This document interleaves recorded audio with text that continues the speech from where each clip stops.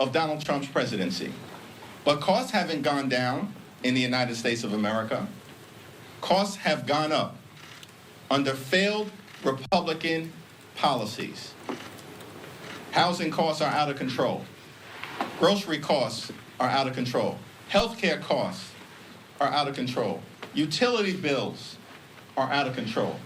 And child care costs are out of control. The affordability crisis in the United States of America is very real. Republicans have failed to lower the high cost of living. And as a result of the Trump tariffs, costs are going up by thousands of dollars per year on everyday Americans. Democrats remain committed to driving down the high cost of living, to fixing our broken healthcare system, and to ensuring that we have immigration enforcement policies in this country that are fair, just, and humane. Republicans have failed America on affordability, on health care, on immigration enforcement, and they have failed to make life better for the American people. Questions? Thank you. It's looking increasingly likely that there might need to be some sort of short-term stopgap for DHS with the deadline approaching at the end of the week and no agreement in place yet. I'm just curious if there's any chance you would vote for or allow your members to vote for a short-term CR to do a clean extension of DHS just to give more time for negotiations to take place. ICE is out of control right now. The American people know it, and ICE clearly needs to be reined in. Taxpayer dollars should be used to make life more affordable for everyday Americans, not brutalize and kill American citizens. Our position has been clear. Dramatic changes are needed at the Department of Homeland Security before a DHS funding bill moves forward. Period. Full stop. Thank you, Mr. Leader. As these negotiations are happening, the Homeland Security Committee will hold an oversight hearing tomorrow where they'll hear from the heads of ICE, CBP, and USCIS. What do you think the heads of these agencies need to say to the American people to, communicate that they understand the gravity of your demands, the gravity of the moment? You all say that ICE needs to be reined in. You have very, very obvious concerns about what's happening in terms of the president's immigration policies. What do you need to hear from some of his administration officials tomorrow at this hearing to let you know that your message is getting through, at least for the administration? Donald Trump and the administration promised that their immigration enforcement policies were going to target violent felons. They lied to the American people. The Trump administration is not targeting violent felons. They're targeting American citizens, communities throughout this country, and law-abiding immigrant families.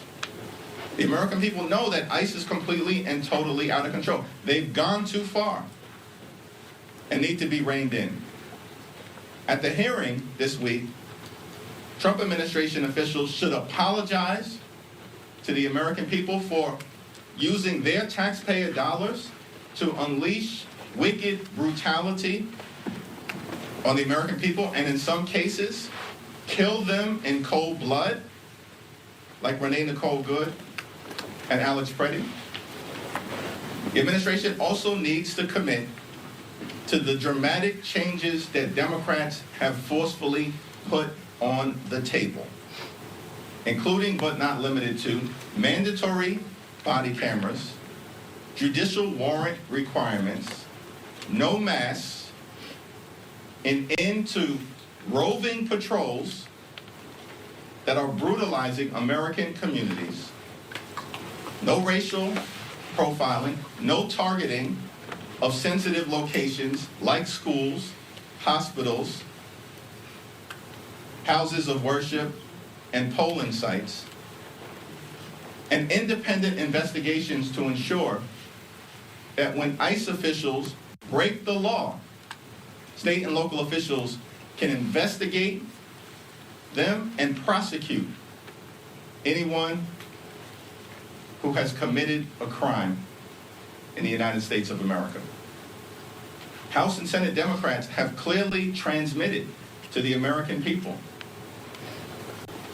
and clearly transmitted to the White House and our colleagues in the House and the Senate the types of dramatic changes that need to occur at the Department of Homeland Security before a funding bill moves forward this Friday, and we're still waiting to hear back from the White House, which shows to me that these extremists aren't serious about getting ICE under control.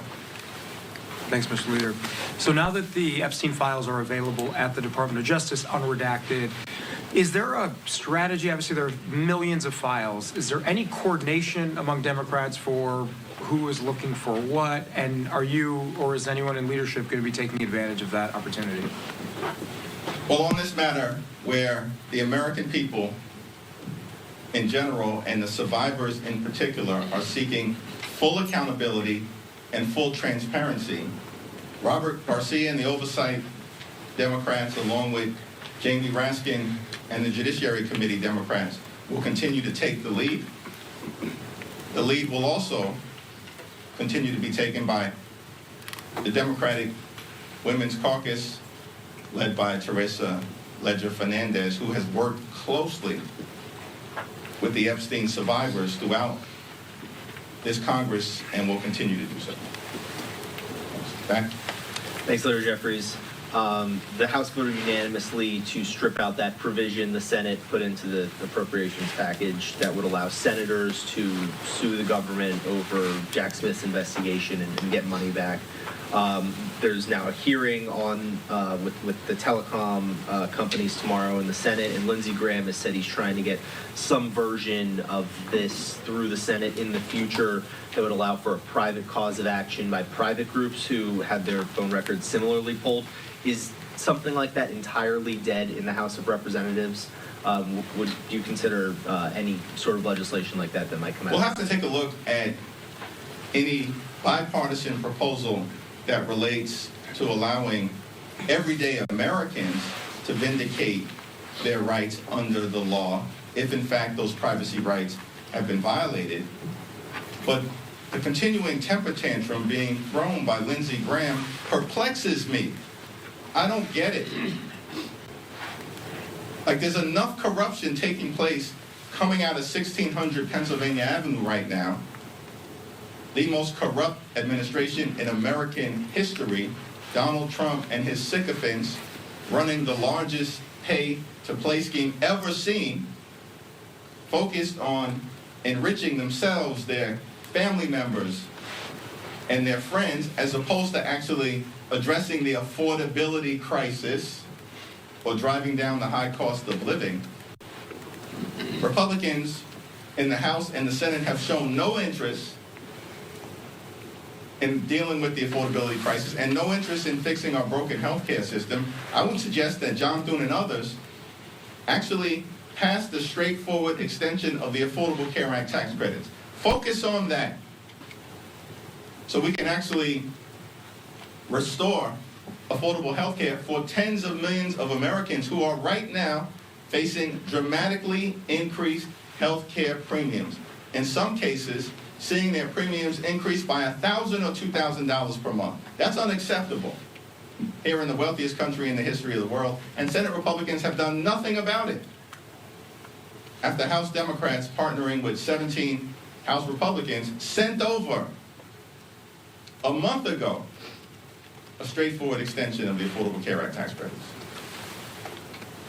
Rosa DeLauro said she would support a funding bill that essentially funds every portion of DHS except for ICE and CBP. A, is that something you would support? And B, if it is, would that not be basically giving up all the rest of the leverage, given that the big, beautiful bill funded those two agencies for 4 years? We don't look at the moment that we're in as exercising leverage over the other side. We want to fund the government in a manner that actually promotes the health, the safety, and the economic well-being of the American people. The ball is in the Republicans' court right now. We sent over a proposal. We've given them legislative language as it relates to the types of dramatic reforms of DHS that the American people are demanding, and we've heard nothing but crickets from the other side.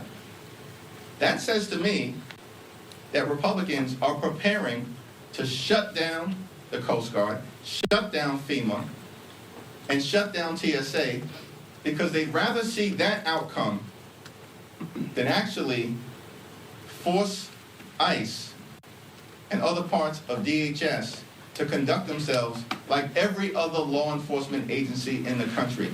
That's what we're asking for at this point. Police officers don't wear masks. County sheriffs don't wear masks. State troopers don't wear masks.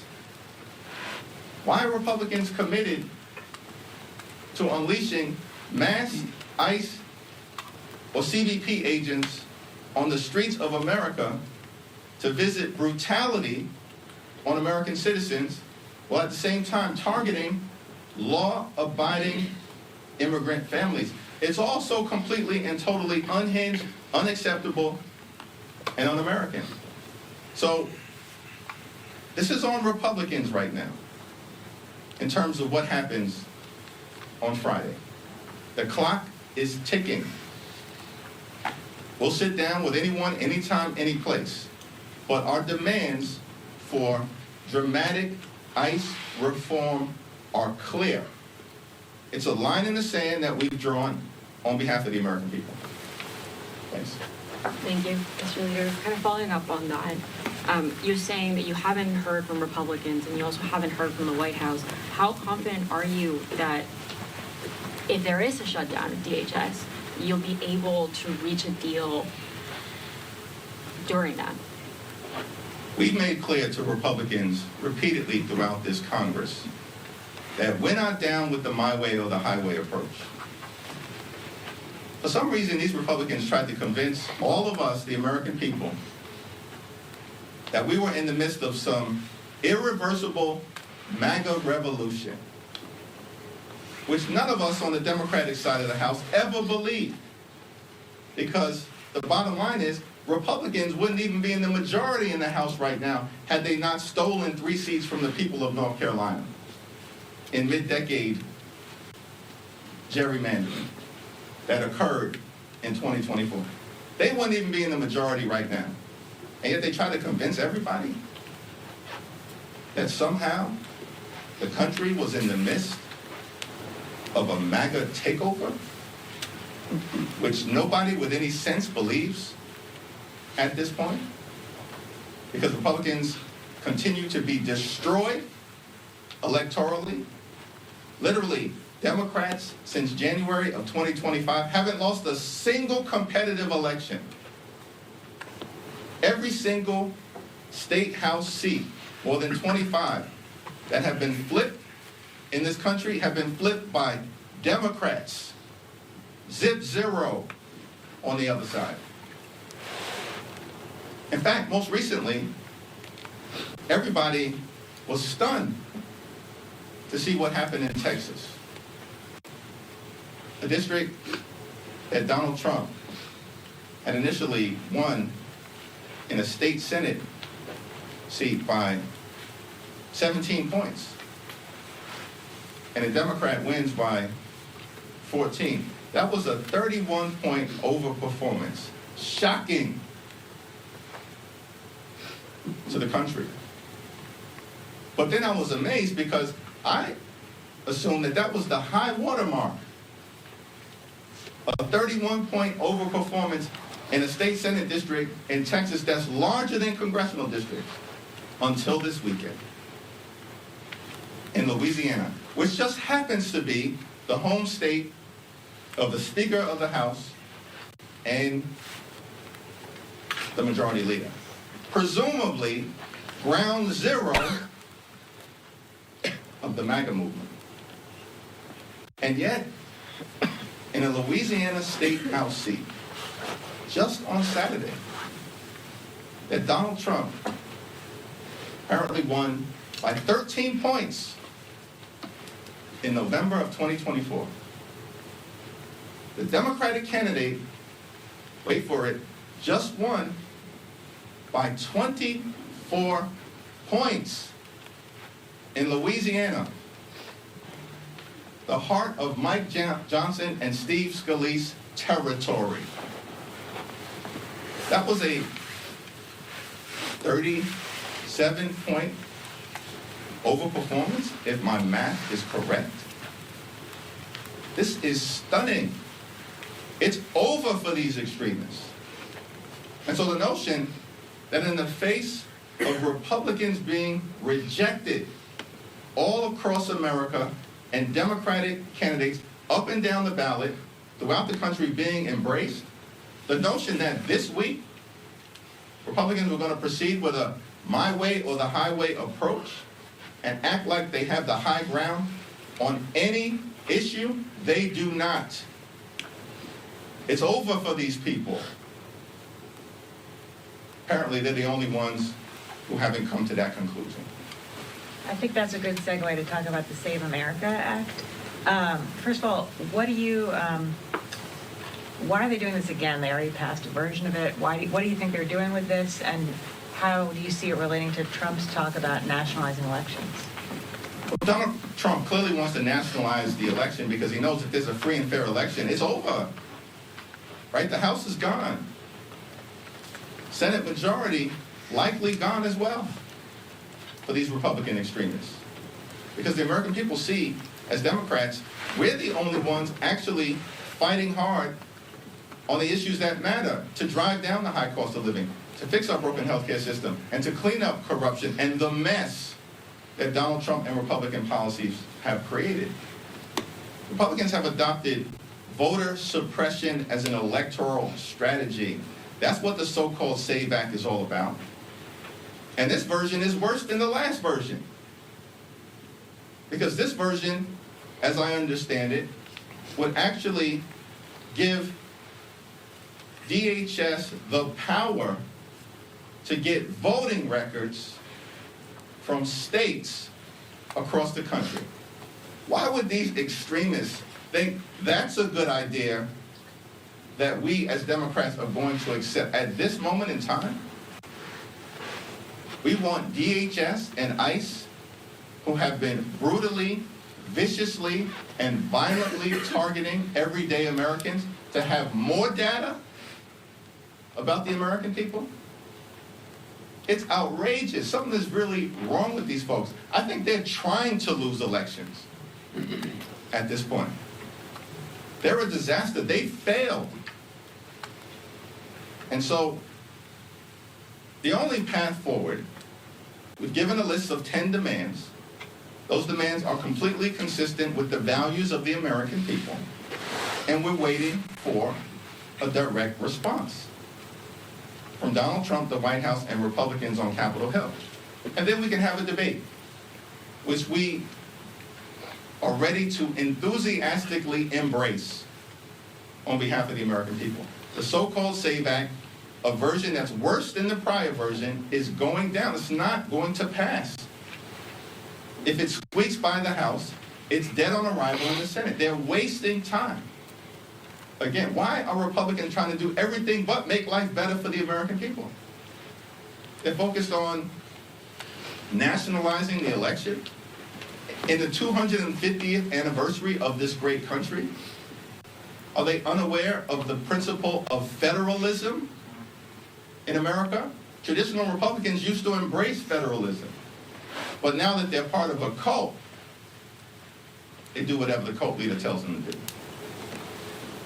What was your reaction to the results in the New Jersey special primary? I know it's not yet been called, but it seems like progressive candidate Ana Lilia Mejia is going to win that one. It's not yet been called yet, so we're closely monitoring the election results.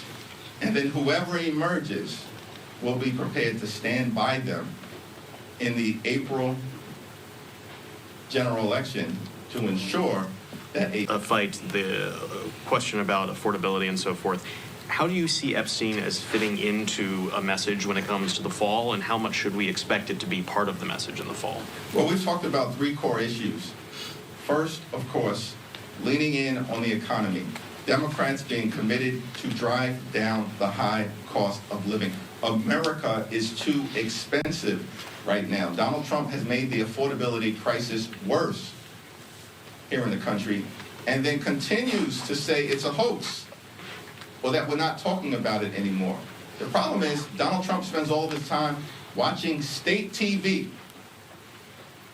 as opposed to actually interacting with everyday Americans who know that the affordability crisis is very real. So we're focused on the economy. We're going to continue to focus on fixing our broken healthcare system in an environment where Republicans enacted their one big ugly bill and the largest cut to Medicaid in American history, literally ripping food as well from the mouths of hungry children, seniors, and veterans, taking health care away from more than 14 million people, hospitals, nursing homes, and community-based health clinics closing across America because of Republican policies in that one big ugly bill. And now they continue to refuse to extend the Affordable Care Act tax credits, meaning that tens of millions of Americans are increasingly unable to go see a doctor when they need one. And all of this, of course, was done in that one big ugly bill to enact dramatic tax breaks, big tax breaks for their billionaire donors, while at the same time giving ICE a $75 billion slush fund so they can unleash brutality on the American people. So we're going to continue to point out the fact that Republicans have created a health care crisis, and in part they created that health care crisis so that they could give ICE a slush fund, not to go after violent felons, but to target American citizens, in some cases kill them, and also to violently go after law-abiding immigrant families. All unacceptable. They created a health care crisis. Democrats are committed to fixing our broken health care system. Third, we need to clean up corruption here in the United States of America.